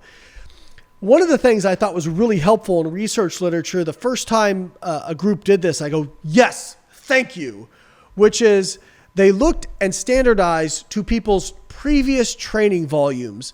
Because I think one of the problems between looking at high volume and low volume, let's say that example from earlier, 8 sets versus 16 sets. Well, when you randomize people, if you're randomizing them based on, like, let's say their cross-sectional area or their lean mass, what's going to happen is you're going to have people who 8 sets, the low volume group, is higher than what they were already doing. Yep. And you're going to have people who are in the 16 set group who that might be lower than what they were doing. So what you've actually done is if volume sensitivity is a thing and current training status matters, which I think you and I both think it does, then you've actually inappropriately randomized people. Yeah. That's a major limitation. And the author you're thinking of is Scarpelli was the name of the author. They did it was actually a really cool study design. It was a within study design. And they had one leg. So first it was quadricep training, and they determined what the subject's previous training volume was. And then what they did is they randomized their individual legs. One leg was a 20% increase in volume compared to what they were doing previously. The other leg was just randomized to a set volume. And I don't remember what it was. Maybe it was 20 weekly sets. I don't remember the exact number. And what they found is that the leg that was assigned to the 20% increase did better in most of the subjects compared to just assigning this one volume, right? Which, number one, shows there is a progressive overload component to volume. Yep. Because there were some people in this study, they were already doing like 30 weekly sets on quads. And they just, so 20% increase, they went from 30 sets to 36 weekly sets, and they suddenly saw progress, right? Which blows apart this idea of, there's anything more than 20 is a waste. Well, not for that person, it wasn't, right? But obviously that same person, they had one leg that went from 30 weekly sets to 36, but the other leg went down to 20, right? And so it was like, which is still, a decently high volume, but it was way less than what they were doing before.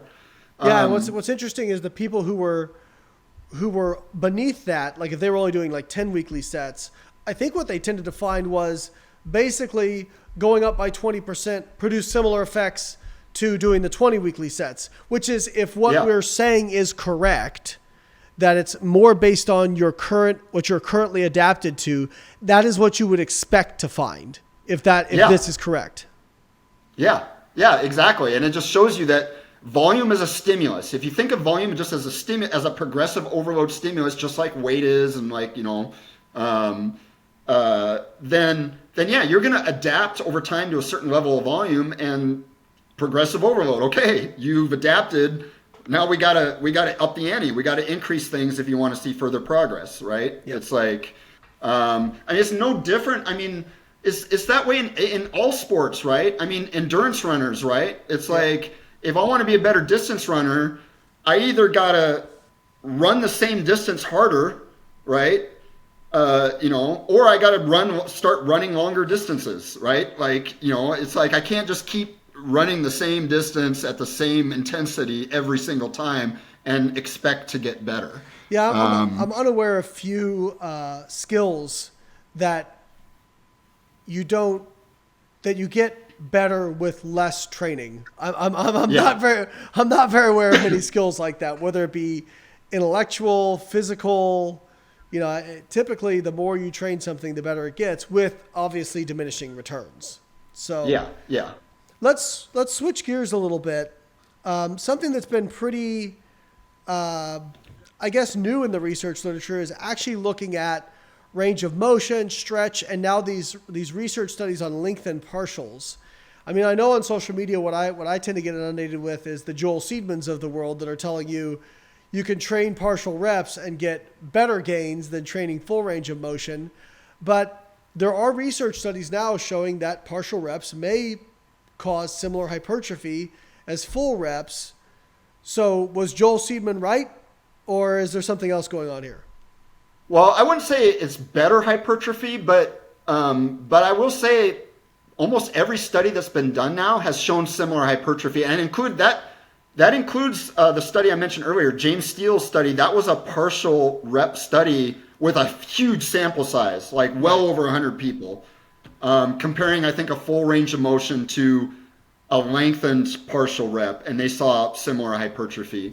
I think what that data is telling us is that the tension on the muscle fibers is really the biggest component is the stretch under tension that you find in the bottom part of the range of the motion, or whatever it is.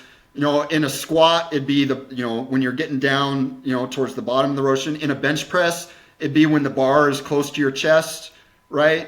On a calf raise, and when your calf is fully stretched, right? In fact, there was a calf raise study just recently done. Actually, I think we covered it in reps, right? I think they had people do basically half reps from a full stretch to basically where your maybe feet are flat, to people that did full reps fully on their toes, and they found similar hypertrophy, between them.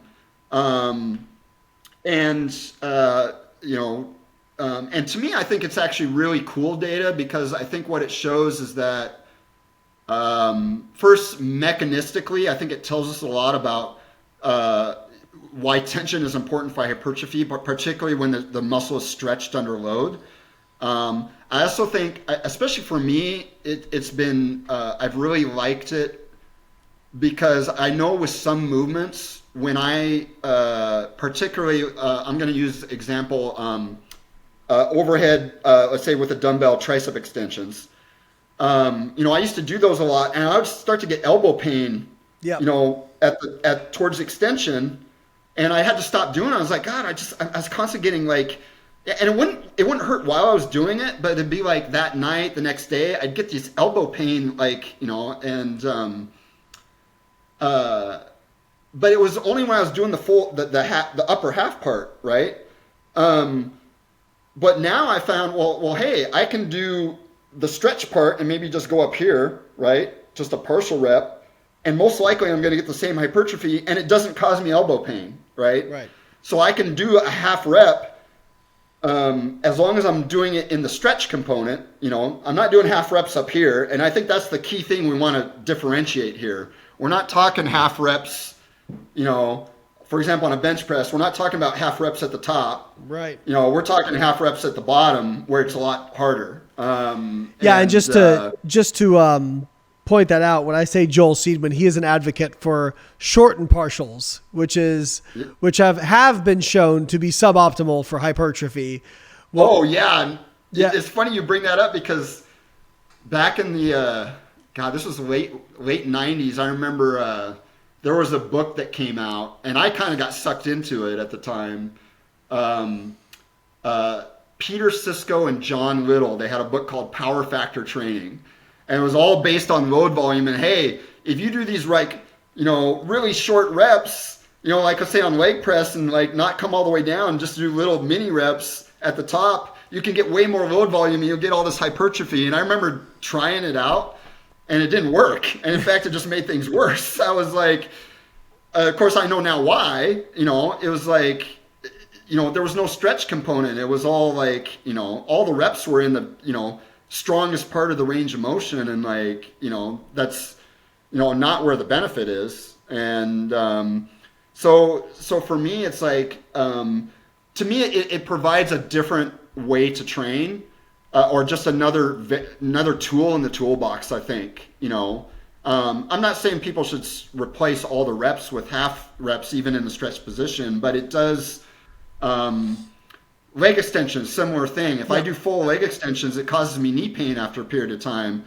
But lately, so I've been just doing the half reps at the stretch portion, and the research suggests, I'm probably getting the same hypertrophy, from doing the half reps in the stretch. But again, the key is the stretched position, not the, so.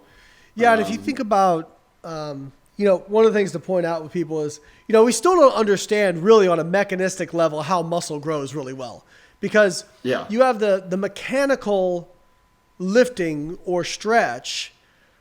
We understand that. We also understand some of the intracellular signaling that occurs to cause muscle protein synthesis.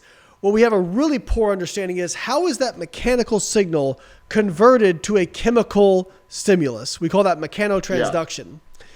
But from what we do know, it does make a little bit of sense because, some of the things, the chemical signals like phosphatidic acid, intracellular phosphatidic acid, that appears like it's stored in the Z disc. And that Z disc, if you were going to have anything that would kind of feel a stretch or tension, you would expect it to be at that anchor point. And so perhaps it is one of those things that, okay, you need the load and the tension, but you need the stretch under load so that Z disc can release some of those chemical signals that can then start that signaling cascade. But again, I'm very far out on a limb for anybody who's listening, and I'm hazarding guesses here. But it's one of those things that we look at and go, okay, well, what we're observing in practice in the outcomes does tend to fit with what we do understand about this mechanotransduction.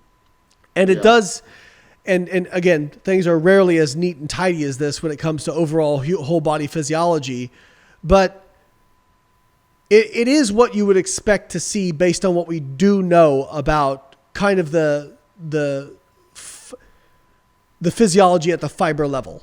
And it also fits in with the data because, before you started seeing some of this lengthened partial research, there was hypertrophy studies where they would compare like a partial range of motion to a full range of motion. But a lot of times they were comparing the shortened range of motion to the full range of motion, right?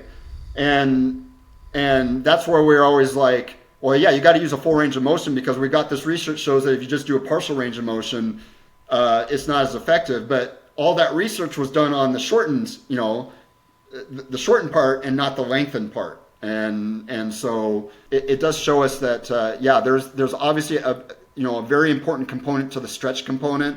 And we even know that from, even like decades old research. Jose Antonio, I think his grad work where he hung weights on a bird wing, right? Yep. That type of stretch. Now, obviously that's a different type of stretch overload because it's just chronic stretch. But my guess is though, there's some similarities in the in the signals, right, for hypertrophy in those two cases. Well, right? And we even have now human data showing that if you do some pretty intense stretching, that, by the way, is intense enough that I would just say it's probably better to do resistance training for time and comfort level. But in calves and pectorals, where you can get similar, not just hypertrophy, but strength adaptations with just static stretching compared to regular resistance training. So yeah, it does appear that stretch component is important for hypertrophy. Now, I also want to mention that the most recent issue of Reps, we cover a study that was just published where they compared a full range of motion to a lengthened isometric. Yep. And they saw similar hypertrophy with a lengthened isometric, where again, you've got a stretch that's under load and the muscle's you're not even moving, right? It's just, but you're creating that tension under stretch with the lengthened isometric. Now, there's practical limitations to that. It's very hard to progressively overload a lengthened isometric and that type of stuff. Just flex harder. But again, it's another tool in the toolbox. What if you have an injury, right? And maybe it gives you an alternative. Like you said earlier, there's usually ways you can train around something. Well, this gives you another tool to train around. I just told you how I start training around that elbow pain or that knee pain. this length and partial stuff gives me a way to train around that stuff, right? Or even like, you're traveling, don't have access to a full weight set or whatever it is. You've got options. You got options. I mean, that's the beautiful part of muscular hypertrophy is there's many paths to Rome. Now, kind of the question I always ask every guest to end the podcast is, what is something, and what I love about you is you actually called this out at the beginning if you're looking for real experts, people who change their mind. So what is something that you used to believe strongly that you changed your mind on with evidence? Well, actually, I'll give you a perfect example. And this is even with my own research. So early 2000s, I started to wonder, maybe there's some sort of metabolic advantage to low-carb diets, And so I did a meta-analysis that I even published. This was my work my grad work at University of Florida. I published this. This was a huge meta-analysis of probably at least 200 diet studies. I don't remember the exact number. Published in 2004, where I wanted to, if I could isolate the effects of, if I matched calorie intake and all this stuff, if I isolate the effects of, low carb versus high carb and match everything else, is there some sort of metabolic advantage to low carb diets? My meta-analysis showed there was. And so at the time, I thought that there was, right? Obviously, Kevin Hall, research has come out since then, particularly Kevin Hall's amazing work. That guy's an amazing researcher. Yep. His very excellent, stuff showed that I was wrong, right? And so the interesting thing is I even published a blog post on my website, maybe 2010 or whatever, basically saying, hey, I was wrong. I don't even agree with my own published study. I think the results of this study are wrong, right? Now, someone asked, well, why don't you retract the study? I'm like, to me, study retractions are things you do if you falsified research or whatever. For sure. Right? Well, the data is what the data is. If you understand the inclusion criteria of the meta, then you understand why they're different. So maybe explain why did Kevin Hall find something different than what you found? Well, I think it was a big limitation in my meta-analysis in the fact that I tried to statistically control, what I did is I included a lot of studies where I excluded any studies that were purely self-report, but I included studies where food was provided to the subjects, but maybe they could go home or whatever, that type of thing, or at least food was partially controlled by the researchers in some way. And then what I tried to do is statistically factor out the effect of calories and protein and carbs and stuff like that. The problem when you do that, which I did not really think about at the time, but which I realize now, is that number one, if you don't have people in a metabolic ward and, which Kevin did. Yep. Kevin had, the tightest control of food intake that you can get. Yeah, food jail. Let's say I'm making the food for the subjects and sending them home. Well, they still may not be totally adhering to the diet, right? So, I'm assuming equal adherence between, let's say, low carb and high carb conditions. But if there's any difference in adherence at all, it's going to show up. And I'm trying to, it's going to show up as a metabolic advantage to the low carb diet. If the low carb diet people are having an easier time adhering to their diet, for appetite reasons or whatever, it's going to show up as a metabolic advantage because both groups are going to self-report the same calorie intake. They're going to report having equal calorie intakes, but they're not actually, the calorie intakes are not equal, which is basically my research was assuming, right? Yeah. I thought, well, hey, the researchers are providing the food. It must be equal. Well, now the more I know about adherence research, dietary adherence, and even if you're providing food to the subjects, if they're going home, adherence is not going to be the same, right? So that was the first problem. The other problem is there is a what we would call collinearity between macronutrients in the sense that if I decrease protein intake, chances are, if I decrease carbohydrate intake, protein intake goes up. And the thing is, those are kind of collinear.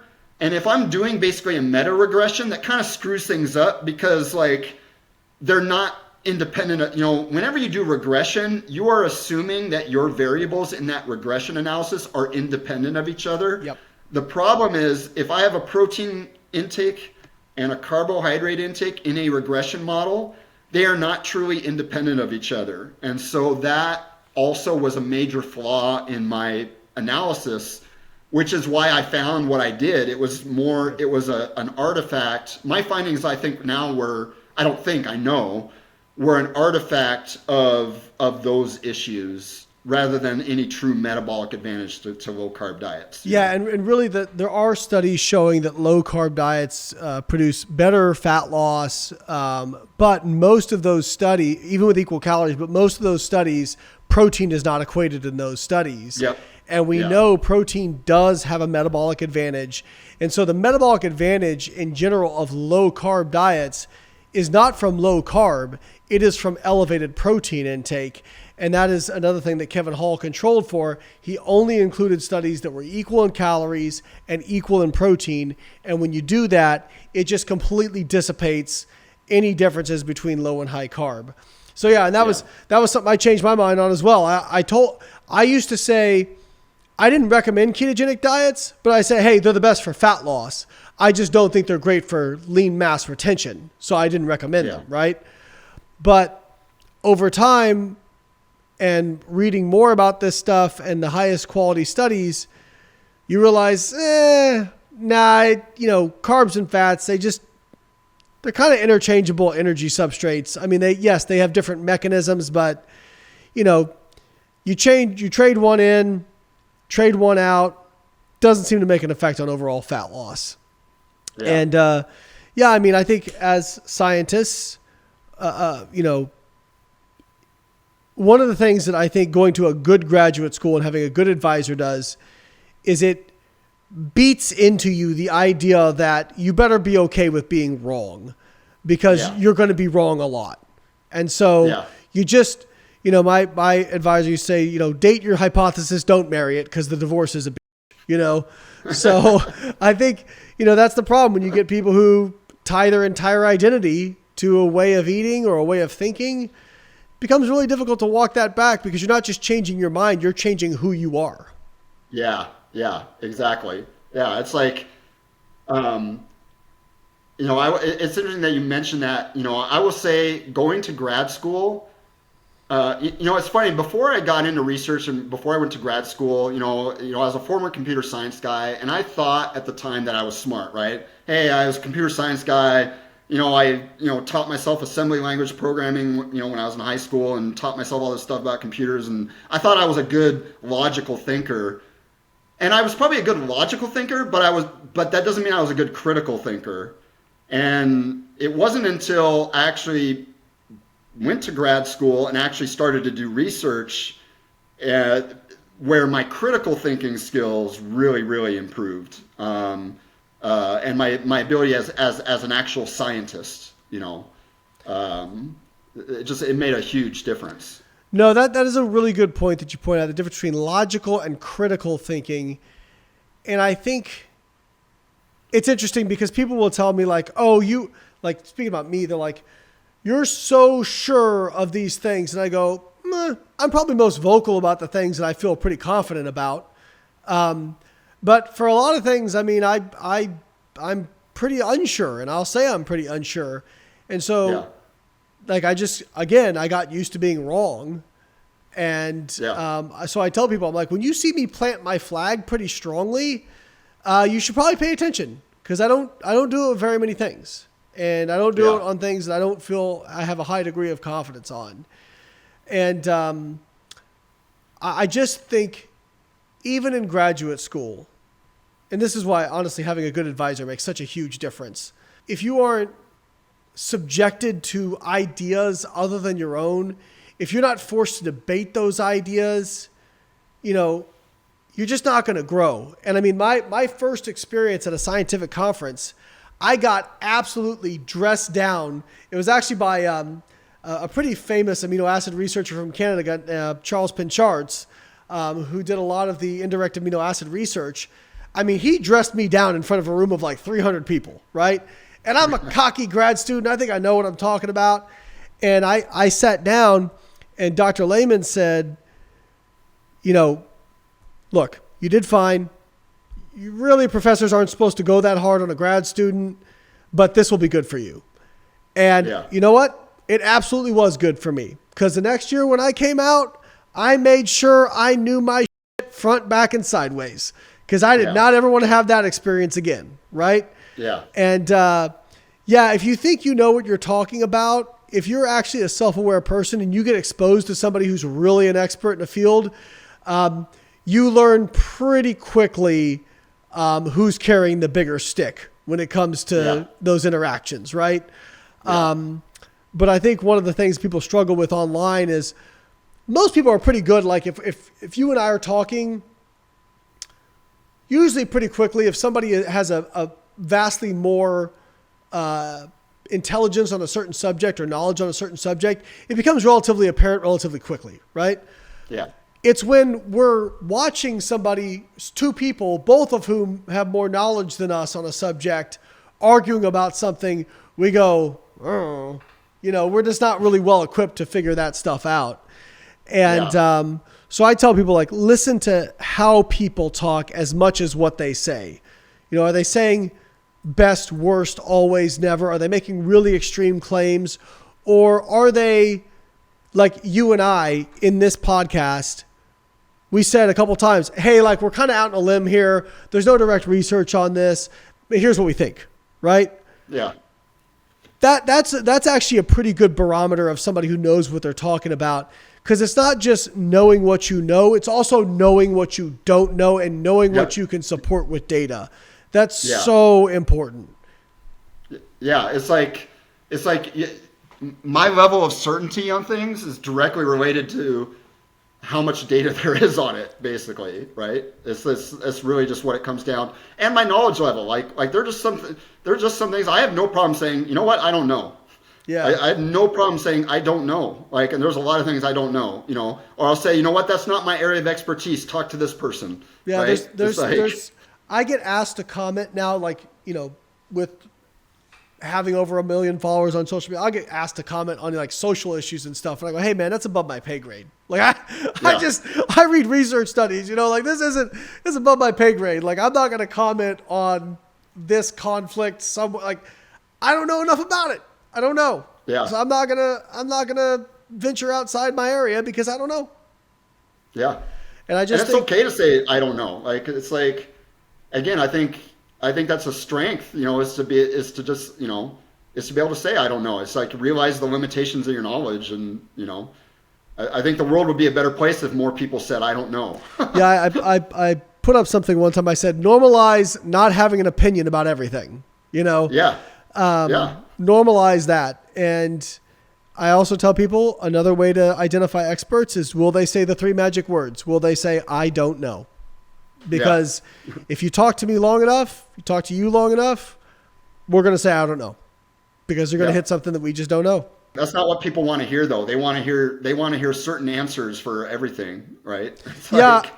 On an old podcast I used to have, I interviewed a guy who was actually he did a book on naturalism and the naturalistic fallacy.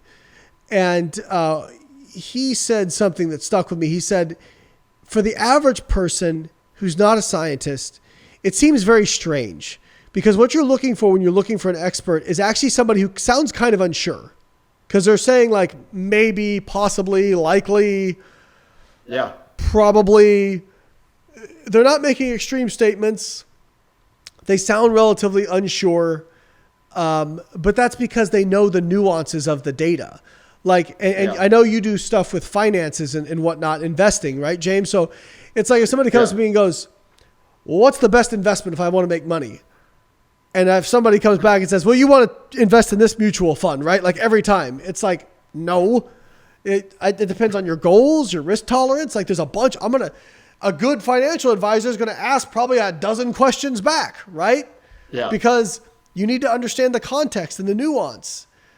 And so I just feel like there's not enough of that. So if you're looking for somebody who knows what they're talking about, what you're actually looking for is somebody who kind of sounds unsure, because when you understand the all the data and the nuance, it's hard to have real certainty. I think, can't remember the name of the guy, but he said, the whole problem with this world is only fools and zealots are sure of themselves, and wise people are filled with doubts. Well, full of doubts. Yeah, I don't remember who did that quote, but I know the quote you're talking about. Yeah, and it's so true. Well, James, thank you for joining me on this. Obviously, like, we get to interact every month because you're the editor for Reps, which those of you listening, shameless plug, Shellology 101. If you enjoy these sorts of discussions, you will absolutely enjoy Reps because we take 5 studies every month and break them down in a way that's palatable and easy to understand. And James is the editor that everything goes through, and he does a fabulous job choosing studies and making sure that the articles are awesome and easy to read. James, what else do you do? Where can people find you? Feel free to plug. Yeah, I still have my website, weightology.net. That volume Bible that we talked about is on there. I've got a ton of like older articles. Actually, probably the series that really, I think, kind of landed me on the map in the fitness industry was my series on insulin. Called Insulin: An Undeserved Bad Reputation. I wrote this big series back in 2009, 2010 or something like that. Still the most read series on my website. And then also my body composition series on there is a popular one, just about the inaccuracies of body comp testing. But I have tons of free articles on there that people can check out. Well, guys, make sure you go find James, follow him on social media. And if you're looking for information about insulin, resistance training, volume, or possibly stock trading, James is your guy. So make sure you check it out. James, thanks for being on, man. Yeah, thanks for having me.